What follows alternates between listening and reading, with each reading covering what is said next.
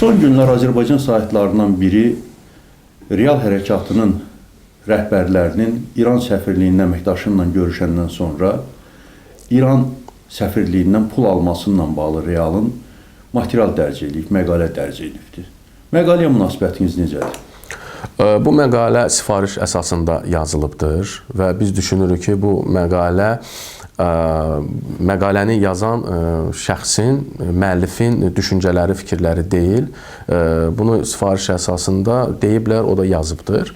Orada yazılanlar hamısı yalandır, böhtandır. Heç mən fikirləşirəm ki, bu haqda danışmanın heç bir mənasını da görmürük, açığını deyim. Siz məqaləni siyasi sifariş adlandırırsınız. Sifarişi verənlər kimdir? Azərbaycan iqtidarı. İndi mən sən konkret olaraq ad çəkə bilmərəm, onu deyə bilmərəm. Amma aydındır ki, Azərbaycan iqtidarı bu sifarişi veribdir. Məqsədlər nədir? Bir neçə məqsəd var burada. Məqsədlərdən birisi odur ki, Reala təzyiq göstərmək, Realın üzvlərini qorxutmaq. İkinci məqsəd ondan ibarətdir ki, Realın adını İranla bir yerdə çəkib, sanki qərbə bir mesaj ötürmək ki, baxın, sizin dəstəklədiyiniz, nə bilim, sizin görüşdüyünüz bir siyasi təşkilat İranla, bax, belə oyunlardadır və s. və ilaxır. Amma yeri gəlmiş ki, onu da deyim ki, biz heç bir dövlət və yaxud səfirlik ölkə tərəfindən dəstəklənmirik. Hərdən bizə qərb yönümlü deyirlər, amma biz hər zaman deyirik ki, biz nə qərb yönümlüyük, nə İran yönümlüyük, nə Rusiya yönümlüyük, nə Türkiyə yönümlüyük, biz Azərbaycan yönümlüyük. Biz Azərbaycanda fəaliyyət göstərən təşkilatıq və bizim məqsədimiz Azərbaycanın milli maraqlarıdır, onların qorunmasıdır. Məqaləni siyasi sifariş, böhtan, şər adlandırırsınız. Amma məhkəməyə müraciət etmir Real. Səbəbi nədir? Səbəbi ondan ibarətdir ki, bir daha qeyd edim, bu məhkəməni yazan şəxsin fikirləri, düşüncələri deyir. Bunun arxasında siyasi hakimiyyət durur. Və biz siyasi hakimiyyəti isə bununla bağlı məhkəməyə verə bilmərik. Bizim işimiz siyasi hakimiyyətləndir və yaxud siyasi hakimiyyətin işi bizimlədir.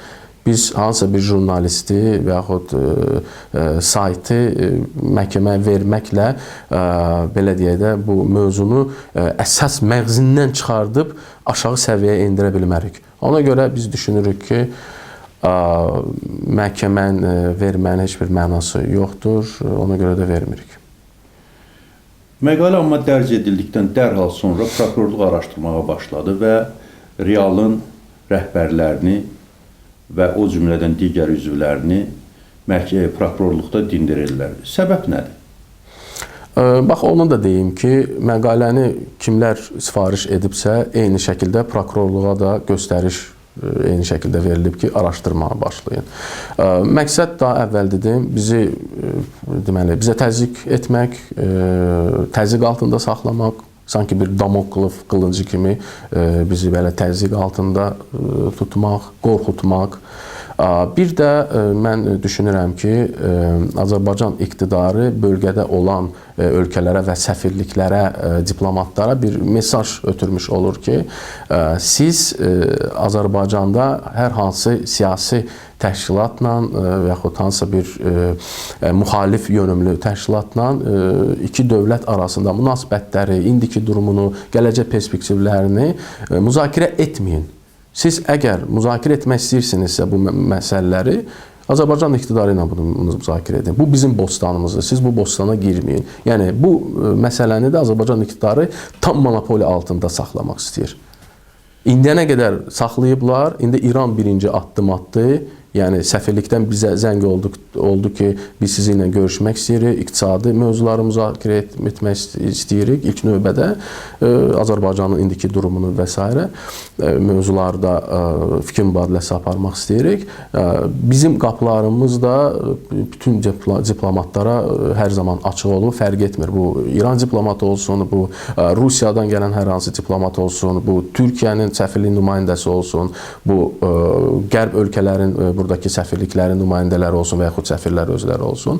Bizə Sabada belə bir müraciət olunsa, istər İrandan, İstər Rusiyadan, Türkiyədən, Almaniyadan, Fransadan, ABŞ-dan və digər ölkələrdən biz yenə də ki görüşməyə və Azərbaycandakı indiki durumu, onun perspektivi, iki dövlətlərimiz arasında münasibətləri və bu münasibətlərin gələcək perspektivlərini müzakirə etməyə hər zaman hazırıq. Yeri gəlmişkən, bu hadisələrdən dərhal sonra Amerika Birləşmiş Ştatlarının səfirliyinin nümayəndəsi ilə görüş keçirirsiniz. Hansı məsələlər müzakirə etdiniz? Elə eyni məsələlər müzakirə olundu ki, bu nə məsələdir, bunlar niyə belə edirlər, niyə bu şəkildə bir məqalə yazılıbdır, İran səfirliyin nümayəndəsi ilə görüşdünüz. Yəni, bu mövzular ətrafında fikir mübadiləsi apardıq. Ümumən məlumatlandırmaqdır ki, nədir bu? Yeri gəlmişkən onu da deyim ki, biz ayın 19-unda İranın Azərbaycandakı səfirliyinin siyasi katibi bizim ofisə gələndə biz ondan hardasa 2 saata yaxın bir saat yarıma yaxın bir görüşümüz oldu.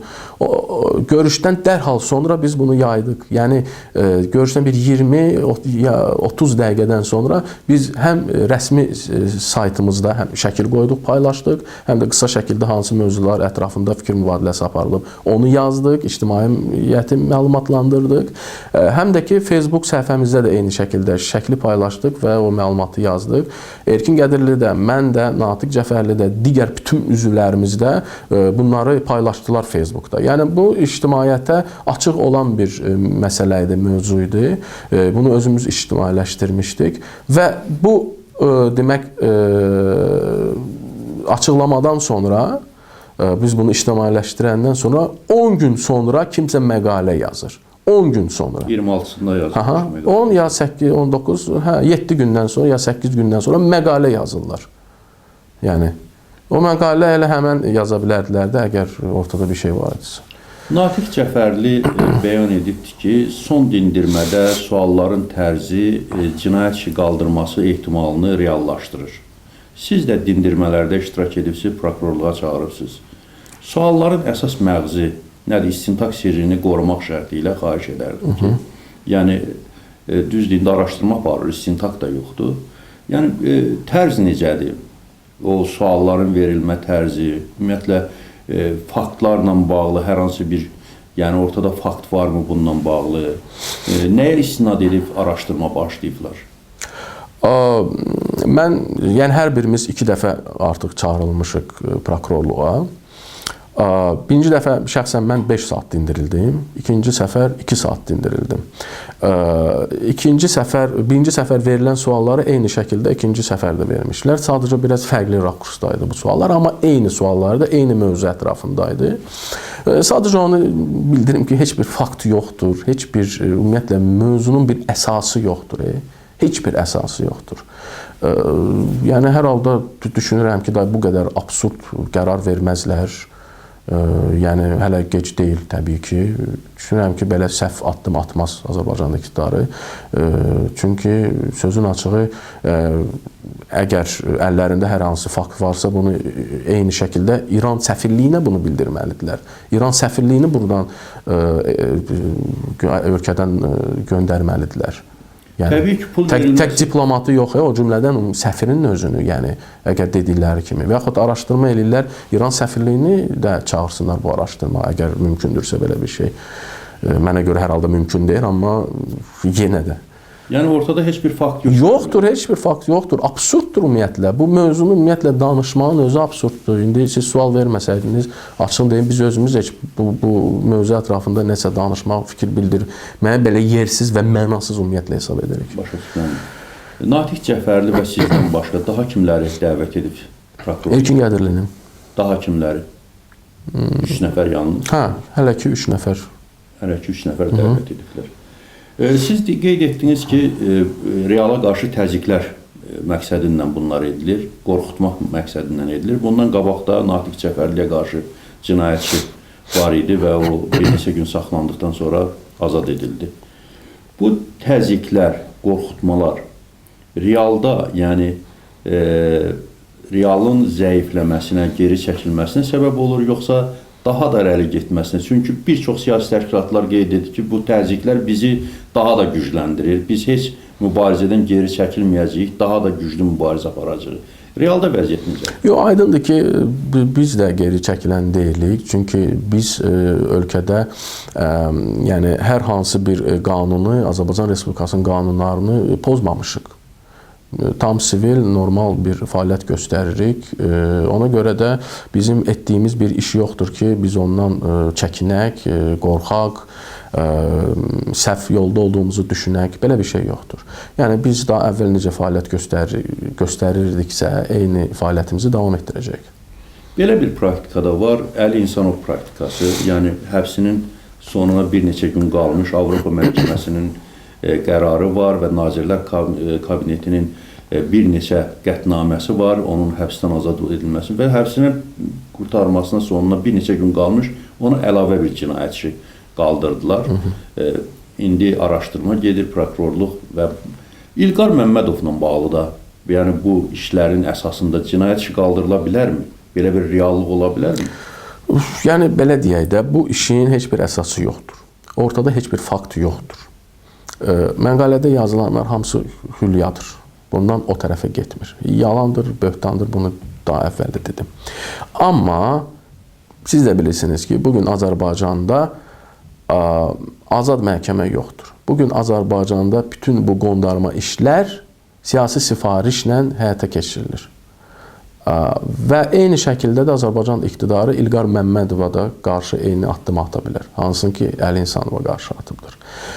Sadəcə fərq bu dəqiqə ondadır ki, İlqar Məmmədov Avropa Şurası tərəfindən daha çox dəstəklənir, nəinki digər siyasi. Bu faktdır, yəni bu faktı qəbul. Mən demirəm bu yaxşıdır ya pisdir, yəni mən bu mövzuya girmirəm. Amma fakt faktlığında qalır. Və Nazirlər Komitəsi Avropa Şurasının artıq İlqar Məmmədov məsələsini hər zaman toplandığı zaman öz gündəliyinə salıbdır. Və son iclaslarında da artıq Azərbaycana qarşı sanksiyaların elan olunmasını belə müzakirə edibdir. Və Azərbaycan iqtidarına bir daha xəbərdarlıq edib ki, bundan sonraki toplantıda artıq sanksiyalar mövzusu müzakirəyə çıxarılacaq və bunun qəbul olma perspektivi olduqca yüksəkdir. Və mən bir daha düşünürəm ki və ümid edirəm ki, Azərbaycan iqtidarı bu səhv addımı atmaz İlqar Məmmədovla bağlı və gözləntimiz ondan ibarətdir ki, bu il ərzində İlqar Məmmədov azadlığa çıxacaq. Təbii ki, deyirsiniz, siyasi təzyiqlər etmək məqsədi daşıyır. Siyasi təzyiqlərin bir məqsədi, bir mövzusu, bir metod olmalıdır. Realın həbsdə olan lideri İlqar Məmmədov sizə partiya quruculuğunun sürətləndirilməsindən bağlı səlahiyyətlər veribdir. Hazırda partiya quruculuğu işi nə yerdədir? Real partiya kimi qurultayını nə vaxt keçirəcəkdir? Yəni, hansı ayda keçirmək fikrindədir? Partiya quruculuğu demək olar ki, bitmək üzrədir. Biz sözün açığı hətta bugün də qurultay keçirmək vəziyyətindəyik. Yəni, qurultay keçirə bilərik istədiyimiz zaman. Amma biz hələ ki tələsmirik, çünki bizim görəcəyimiz hələ işlər çoxdur. Hardasa 20-yə yaxın məclis bizdə el məclisi formalaşıbdır. Bunlar da ölkənin hardasa 80%-ni əhatə eləyir. Amma biz düşünürük ki, bu prosesi tamamən bitirək, bütün təşkilatlarımız, yerli təşkilatlarımız artıq formalaşsın. Bundan sonra da yəni uyğun bir vaxt seçib partiyanın qurultayını keçirməyə düşünürük. Yəni, nə vaxt? Böyük ehtimal bu il ərzində baş verəcək. Yazda, payızda, qışda. Onu deyə bilmərəm. Çünki bu elə bir prosesdir ki, bu yalnız bizdən asılı deyil. Bax, indi görürsünüz, məsələn, İran məsələsini qaldırıblar. Amma yeri gəlmişkən onu da deyim ki, məsələn, keçən ilin sentyabr ayında eyni sayt və eyni müəllifin imzasından fərqli bir neçə material, məqalə çıxmışdır. Və həmin məqalələrdə məsələn İran deyil, Böyük Britaniya səfirliyində güya mən erkin qədirliyinə olmuşam və bizə pul veriblər. Konkret yazılmışdı, ittiham etmişdi həmin müəllif bizi. Ondan sonra daha bir sentyabrda məqalə çıxmışdı və eyni məqalə və həmin məqalədə məni və Natiq Cəfərlini ABŞ tərəfindən maliyyələşdirilməyimizi yazmışdılar. Yəni bugün də İran yazdılar. Yəni sözümü ona gətirirəm ki, bütün bunlar sözsüz ki, bizim işimizi axsadır. Yəni bizim işimizi yavaşladır prosesləri və bizə mane olur bu təşkilatlanma, strukturlaşma, parçalaşma məsələsində və Natiq Cəfərli məsələn həbs olundu. Mənim ölkədən çıxışıma qadağa qoydular. Artıq yəni neçə məhkəmələrdə biz indi hər şeydə ictimailəşdirmirik də. Məhkəmələrdəyik də, yəni hər ay demək olar ki, bir məhkəmə olur, gedirik, gəlirik. Yəni bunlar hamısı bizim işimizə mənfi təsir göstərir. Ona görə yəni bu proses tək bizdən asılı deyil. Yəni biz əlimizdən gələni edirik və lazımi məqamda qərarımızı verəcəyik bundan bağlı. Amma prezident seçkiləri də yaxınlaşır. 2018-ci il prezident seçkiləri keçirilməlidir konstitusiyaya görə, köhnə konstitusiyaya görə və prezidentə əlavə səlahiyyətlər verilibdir. Prezident növbədənkənar prezident seçkiləri də elan edə bilər. Bəli. Belə olan halda real partiya keçirilməsi sürətlənə bilərmi və namizədiniz kim olacaqdır? Əlbəttə, mən dediyim kimi biz prosesləri sürətləndirmişik sözsüz. Elə məhz o cümlədən də bunun nəticəsidir ki, bizim yolumuzu kəsmək istəyirlər. Yəni prosesi bitməsini, prosesə son verilməsini istəyir Azərbaycan iktidarı. Ona görə bütün bu qurama işlərini həyata keçirirlər. Biz Azərbaycanda gedən siyasi proseslərə adekvat olaraq, vəziyyətə adekvat olaraq qərar veririk və addımlarımızı atırıq. Bizim namizədliyimiz bugün İlqar Məmmədovdur, amma bugün reallıq da ondan ibarətdir ki, İlqar Məmmədov həbsdədir. Amma bizim bugün ikinci namizədimiz yoxdur. Biz hələ ki İlqar Məmmədovun namizədliyinə əgər prezident seçkiləri olsa və İlqar Məmmədov azadlıqda olsa, təbii ki, biz onun namizədliyini irəli sürəcəyik. Amma bizdən asılı olmayan məsələlər var. Yəni, bir də onun altını çizərək qeyd etmək istəyirəm. Real seçkilərə bloklarda gedə bilərmi? Məsələn, Milli Şurayla, Müsavat Partiyasına hansı yəni bloklara daha çox üstünlük verə bilər? Təbii ki, elə bir təsadüflər ola bilər ki, hadisələr ola bilər ki, İlqar Məmmədovun namizədliyi real ola bilməz. Həyatda hər şey ola bilər. Mən bir daha deyirəm, vəziyyətə görə biz addımlarımızı atırıq, qərarlarımızı veririk. Bugün bir şey söyləmək çətindir mənim üçün. Yəni, prezident seçkiləri elan olunsun, o zaman da bu mövzu ətrafında danışarıq. Yəni, hələ bir söz demək çətindir. Amma real, yəni məhbuslarla bağlı, məhkəmələrlə bağlı, həbslərlə bağlı və digər bu bloklarda, bəyanatlarda o qədər də çıxış etmir. Səbəbi nədir? Yəni, bloklarda birləşmək istəmirsiniz, yoxsa yəni real həmişə təklikdə mübarizəsini davam etdirmək istəyir? Birinci bəyanatlardan başlayaq. Bəyanatlar elədir ki, Azərbaycanda bəyanatlarla hansı işlər həll olunmur. O dövr keçib artıq. Yəni, çünki bəyanat şeylədir ki, sən sonucda nəyisə tələb etmək məcburiyyətində qalırsan və tələb edirsənsə və qarşı tərəf o tələbə uyğun olaraq bir iş görmürsə, sən sanksiyalar elan etməlisən, belə deyək, yaxud hansısa başqa bir addımlar atmalısan. Ona görə mən bu bəyanatların effektivliyinə şübhə ilə yanaşıram, amma vaxtaşırı real da bəyanatlar verir sözsüz və biz bəyanatlarımızı siyasi bir mövqe kimi yəni daha çox qiymətləndiririk. Sadəcə də biz düşünürük ki, hər bir məsələyə görə hər gün, hər ay bəyanat vermək yanlışdır. Yəni, bəyanat sözünü də biraz bizdə Azərbaycanda hörmətdən salıblar. Ona görə biz düşünürük ki, çox da bəyanat vermək yanlışdır. Amma bizim media açıqlamalarımız olur. Bizim idarə heyətinin üzvlərinin mövqeyi olur hər hansı məsələlərlə bağlı. Və biz mövqeyimizi hər zaman bildirmişik istənilən məsələlərlə bağlı. Ötən prezident seçkilərində müxalifətin vahid namizədi oldu, Cəmil Həsənli. Növbəti prezident seçkilərində real vahid namizəd, yəni dəstəyi uğrunda mübarizə apara bilərmi? Hər hansı blokda və yaxud siyasi qruplaşmada söhbət, yəni bu Milli Şura təcrübəsindən gedir. Hər şey ola bilər. Mən yenə deyirəm, bu gün bu haqqda danışmaq məncə biraz belə yersiz deməyim. Yəni sözsüz ki, istənilən məsələ müzakirə oluna bilər, istənilən sual verilə bilər. Amma biraz predmetsiz bir mövzu olur. Çünki ortada bir seçki yoxdur, bir durum yoxdur. O durum yarandığı zaman əlbəttə ki, biz bir daha qeyd edeyim ki, ölkədəki vəziyyətə uyğun olaraq hərəkət edəcəyik. Yəni və öz resurslarımıza uyğun olaraq hərəkət edəcəyik. İctimaiyyətin nə düşündüyü, bizdən nə istədiyi, yəni sosial sifarişə uyğun hərəkət edəcəyik. İstənilən bir qərar ola bilər, yəni o mövzu açıqdır, yəni. Çox sağ olun gəldiyinizə görə. Siz sağ olun. Sizə təşəkkürlər.